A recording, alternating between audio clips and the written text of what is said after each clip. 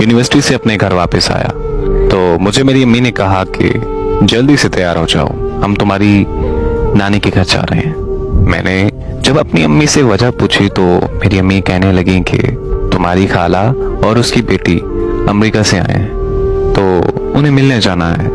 ये सुनकर मैं बहुत खुश हुआ क्योंकि खाला की बेटी ने और मैंने मैट्रिक तक एक साथ पढ़ाई की थी और तब से मैं उससे शदीद मोहब्बत करता था, लेकिन कभी मैं उससे अपनी मोहब्बत का इजहार नहीं कर पाया।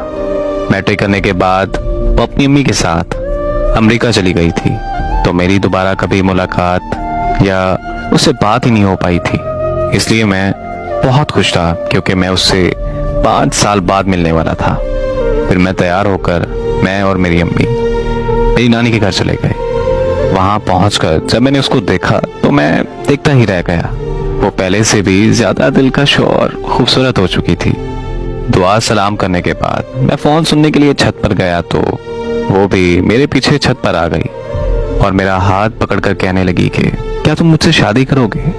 मुझे लगा कि शायद वो मजाक कर रही है, लेकिन मुझे उसने बताया कि वो बचपन से मुझसे मोहब्बत करती है और वो खास मेरे लिए ही पाकिस्तान आई है। ये सुनकर मुझे बहुत खुशी हुई और मैंने खुशी खुशी हाँ कर दी। फिर कुछ देर बाद हम दोनों छत से नीचे आए तो हमारे रिश्ते की बात अम्मी और खाला के दरमियान चल रही थी। इसी तरह कुछ दिन बाद हम दोनों की खुशी खुशी मंगनी कर दी गई। मंगनी के बाद वो लोग अमेरिका वापस चले गए। खाला ने कहा कि वो लोग 1 साल बाद यहाँ आकर शादी कर जाएंगे।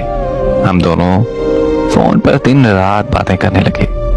ऐसे ही बात करते करते 1 साल गुजर गया और वो 1 साल बाद वो वापस पाकिस्तान आए तो किसी बात पर अम्मी और खाला की लड़ाई हो गई। मेरी खाला ने रिश्ते से साफ इनकार कर दिया कि वो अपनी बेटी की शादी मुझसे नहीं करवाएंगी और वो सब वापस